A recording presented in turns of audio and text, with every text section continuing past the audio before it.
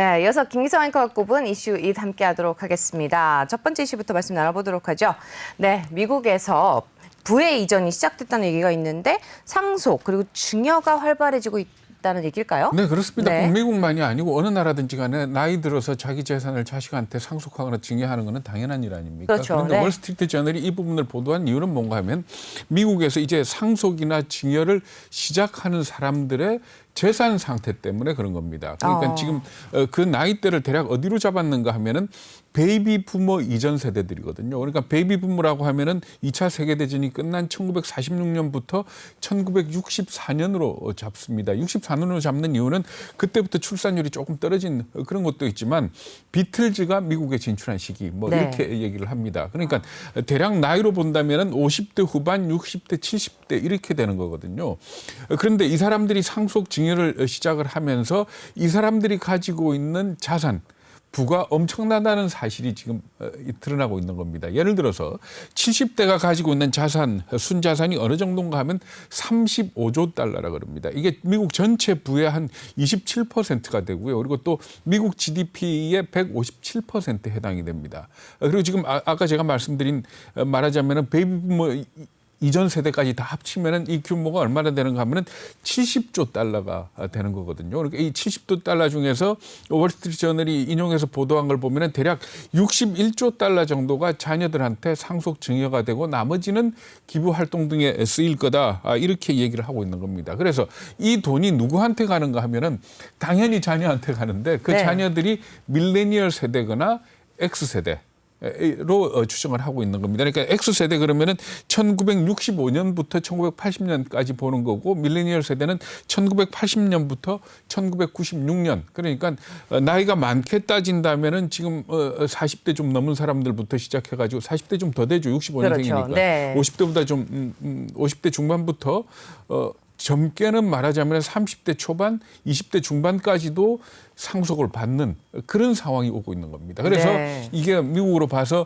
부의 대이동이다, 부의 대이전이다 이렇게 표현을 하고 있습니다. 네, 지금 말씀하신 것처럼 상속과 증여가 활발해진 게 사실 면세 한도가 확대된 것과 관련이 있다면서요? 네, 그렇습니다. 그러니까 상속과 이 증여에 대한 세금은 미국 같은 경우는 평생에 상속하고 증여한 거를 다 합산을 해서 세금을 매기는데 세금 면제 한도가 2010년 기준으로는 개인일 때 100만 달러, 부부일 때 200만 달러 이렇게 돼 있었습니다. 그런데 이게 어떤 식으로 늘어나는가 하면 2016년에 개인 500만 달러, 부부 1000만 달러로 늘어났고 지금 현재는 개인 1000만 달러, 부부일 때 2000만 달러로 네. 엄청나게 많이 늘어났습니다. 이게 트럼프 행정부 때 굉장히 크게 키워놨던 거거든요.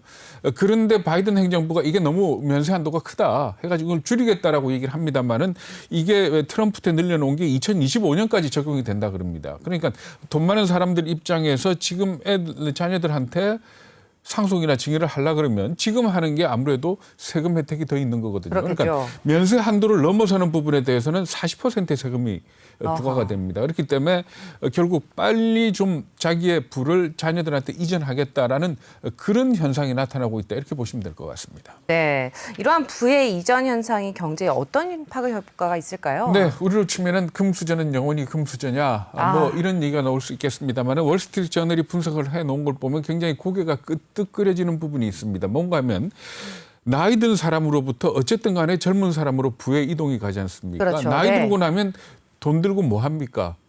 적금에 넣어놓거나 아니면 네. 은행에 넣어놓고 이자 따먹거나 뭐 이 정도밖에 안 하지 않습니까? 그런데 이 돈이 지금 20대 후반부터 40대 중반 뭐 이렇게 돈이 넘어가게 된다면 네. 이 사람들은 왕성한 경제 활동을 하게 되기 때문에 국가 경제에 상당히 큰 기여를 한다.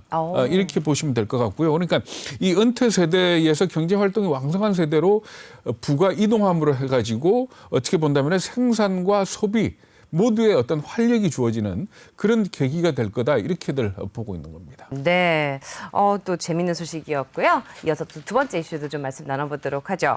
두 번째 이슈는요, 베네수엘라 소식인데요. 또 대규모 화폐 개혁 리디노미네이션, 네, 또 실시를 하게 될 것이다 이런 이슈네요. 네, 블룸버그가 보도를 한 내용입니다. 다음 달에 아마 리디노미네이션 그러니까 화폐 개혁을 할 것 같은데 그 비율이 얼마인가 하면 100만 대 1로 화폐 개혁을 할 걸로 이렇게 보도를 하고 있습니다. 100만 대 1이라 그러면은 공이 6개가 지워지는 겁니다. 오. 그러니까 지금 현재 1달러가 이 나라에서 어느 정도인가 하면은 326만 볼리바르쯤 한다 그러거든요. 이게 갑자기 어느 정도로 떨어지는가 하면 0.32센트로 0.32센트. 그러니까 네. 1달러가 3.2 볼리바르로 바뀌게 되는 겁니다. 그러니까 1달러가 현재는 324만 볼리바르쯤 하다가 이게 3.2 볼리바르로 떨어지게 되는 거거든요. 그러니까 그만큼 지금 충격적인 리디노미네이션을 실시할 거다 이렇게 얘기를 하고 있는데 네. 사실 이 베네수엘라가 화폐 개혁을 한 게 이번이 처음이 아닙니다. 그러니까 2008년에 1000대1로 한번 화폐 개혁을 했었고 그리고 네. 2018년에는 10만 대 1로 개혁을 한 일이 있었습니다. 그러니까 지금 현재 100만 대 1로 화폐 개혁을 한다 이렇게 보시면 엄청난 그동안에 이 베네수엘라의 경제 화폐 가치가 얼마나 떨어졌는지를 알 수 있다 이렇게 보시면 될 것 같습니다. 네. 베네수엘라가 한때는 굉장히 부유한 나라였다면서요. 네, 그렇습니다. 그러니까 1970, 80년대 때만 하더라도 워낙 석유가 많은 나라거든요. 석유 그렇죠. 부족량으로 따져서는 세계에서 1등입니다.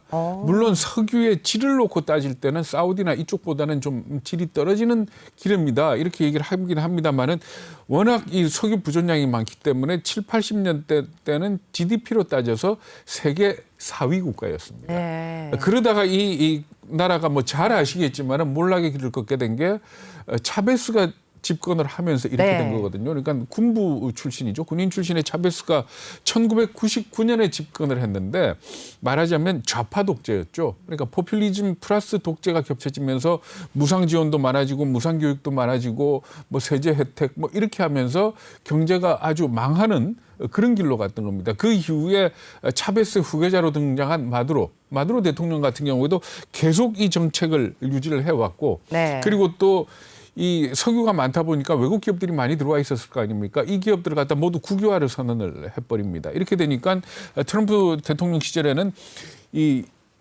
금융 제재를 내려가지고 마두로 측근이나 뭐 이런 사람들한테 대한 금융 거래를 갖다 중단을 시켰고 미국 기업들에 대해서도 말하자면 이 베네수엘라에 대한 투자를 금지를 시켰거든요. 네. 그러면서 이 베네수엘라의 경제가 아주 엉망이 됐다 이렇게 보시면 될 것 같습니다. 어느 정도 엉망인가 하면은 GDP로 따져서 2014년부터 마이너스로 접어들게 됩니다. 그래서 작년 같은 경우에 GDP 성장률이 마이너스 30%고 네. 올해는 대략 한 마이너스 10% 정도 될 거다 이렇게 얘기를 하고 있고요. 아까 그 100만 볼리바르라 그랬지 않습니까? 네. 100만 볼리바르가 가지고 커피 한 잔을 못 사 먹는 그런 상황 정도 돼 있고 그것뿐만이 아니고 전 국민의 5명 중에 1명이 최근 6년 동안 조국을 떠난 걸로 이렇게 나타나고 있습니다. 또 그뿐이 아니고 인구의 한 3분의 1 정도가 지금 식량난을 겪고 있다라는 그런 얘기까지 있고 그래서 전체 인구의 평균 체중이 10kg 줄어들었다라는 네. 그런 얘기까지 나오고 있거든요. 그러니까 이 좌파 독재 22년 만에 경제가 얼마나 망했는지를 보여주는 대표적인 사례다 이렇게 봐야 될 겁니다. 네, 10kg는 제가 줄어야 되는데 그쪽이 줄었네요. 네, 알겠습니다. 베네수엘라에 대한 소식 한번 들어봤고요. 네, 이슈 이번엔 세 번째 이슈 한번 확인을 좀 해보도록 하죠. 올해 초 중국에서 알몸으로 또 배추를 절이는 충격적인 동영상 기억하시죠? 저희가 전해드린 바도 있습니다.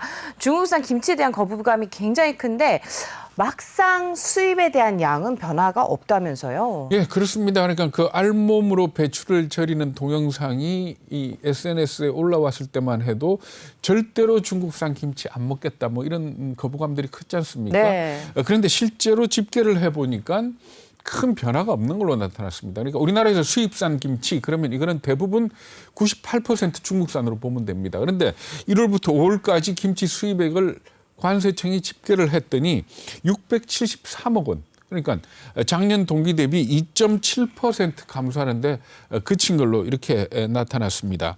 그러니까 결국은 뭔가 하면은 이런 그 알몸 김치 동영상에도 불구하고 우리나라 김치 수입액은 줄어들지 않았다. 이런 결과가 나오는 겁니다. 네, 아니 음식점들이 앞으로도 중국산 김치를 사용하겠다 이런 입장이라면서요? 네, 그렇죠. 그러니까 제일 큰 문제는 뭔가 하면은 이 수입 김치를 사용하는 데는 음식점 아닙니까? 그렇죠. 음식점이고 가정에서 굳이 중국산 김치를 사 먹는 사람은 아마 없을 거다 이렇게 봐야 되는데 네. 그렇다면 앞으로 중국산 김치의 수입이 줄어들겠느냐 하는 이 부분에 대해서는 음식점들의 태도가 중요한 거 아닙니까? 그렇죠. 그런데 음식점들을 조사를 했더니 68%가 수입 김치를 바꿀 생각이 없다. 국산 김치를 바꿀 생각이 없다. 이렇게 대답을 한 겁니다. 그 이유를 갖다가 물어봤더니 주로 뭐라 그러는가 하면 첫 번째가 가격이 싸다. 그러니까 중국산 김치 가격이 국산에 비해서 거의 절반밖에 안 되기 때문에 국산 김치를 쓰기에는 비용 부담이 너무 크다라는 거고, 두 번째는 중국산 김치인데 써보니까 괜찮더라. 위생에 별 문제 없더라라는 반응을 보였고, 세 번째는 뭔가 하면 중국산 김치에 대해서 소비자들이 별달리 문제 삼지 않더라. 라는 그런 반응을 보인 겁니다. 그러니까 결국은 뭔가 하면은 중국이 김치까지도 자기네들이 종주국이다 뭐 이런 얘기를 하지 않습니까? 그걸 생각을 한다면 우리가 결국 우리 김치 먹기 위해서는 소비자들이 좀 더 현명해질 필요가 있다, 이렇게 봐야 될 것 같습니다.